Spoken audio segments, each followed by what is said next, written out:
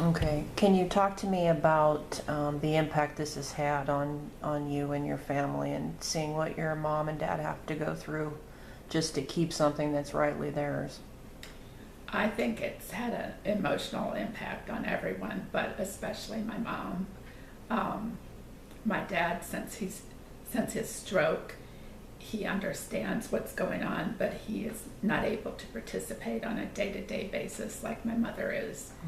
And my brother Jack and sister-in-law Tammy have been on the front lines fighting this to help my mom out. I live a state away, and I've tried to go to some meetings and help write letters and try to be as supportive of all of them as I can. But of course, it breaks my heart. Since I'm 65, since I was a kid, that farm has, of course, been in our family, first with my grandparents Stevenson and then Mannen, and then one of my brothers rented that house for a while, Mark. But it's always just been something we could count on, and something really unusual that I had never known before this whole airport thing came up.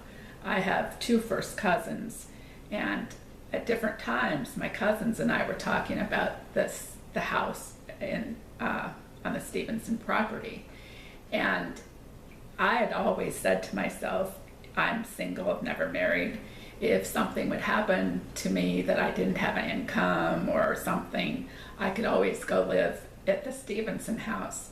And I found out that both of my cousins, Linda and Janet, had always said to themselves, if something bad happens, they have families, but if something bad happens, we could always move to the Stevenson house.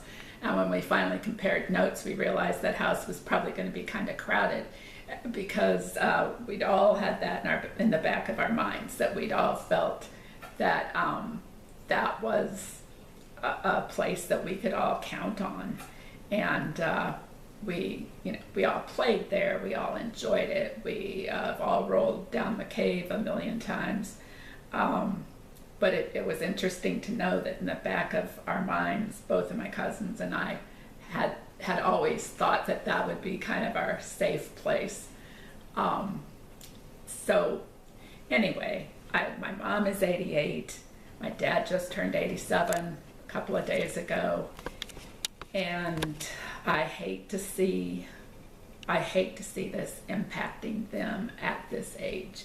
I would hate it if they were in their 50s or something, but to have to deal with fighting for what you've always considered your own at this point in their lives, I think is cruel. And I try to think about it, if somebody would come and say they were going to take half of my house, or they were going to just take my car, or they were going to go into Pella and take all of the places on the south side of the square, or whatever, how everybody would feel. Not that you want to live your life about possessions and what you own, but on the other hand, if something has been bought and paid for and it's been handed to you and you hope to hand it to the next generations, then you do think of it as yours.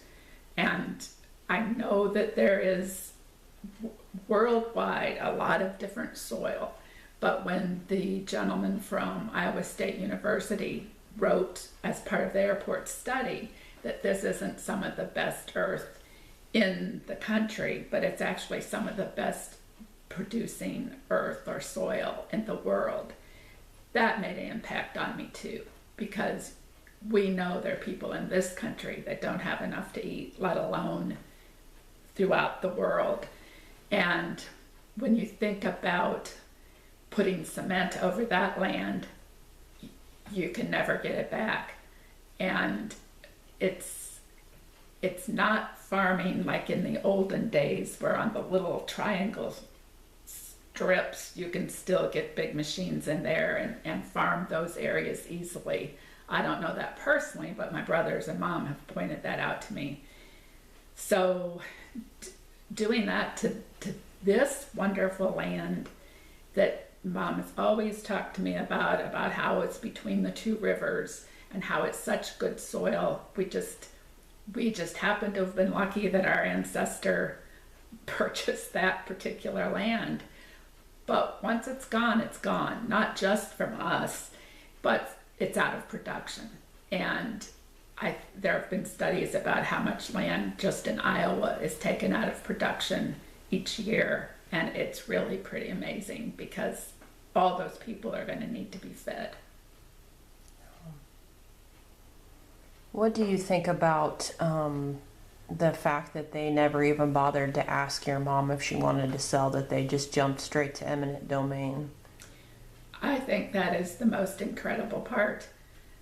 I cannot believe that they didn't get the word out by word of mouth, but more professionally, advertise in the newspapers, which you have to do that for any kind of legal thing. If someone is deceased, or if someone is divorcing, or if someone has declared bankruptcy, or any of that kind of thing has to be published for a certain amount of time. If they had run one ad one time in the Chronicle and the Herald saying they are looking for X amount of acres, that they want to build an airport, who is interested in working with them to sell, I'd feel much better about this. But they weren't approached, no one was approached to sell any land anywhere, let alone my mom and aunt and her daughters about wanting to sell this property. That they just jumped to eminent domain as the first choice seems cruel to me, and just really unnecessary, just plain wrong. I think to start with that choice just really seems cruel to me.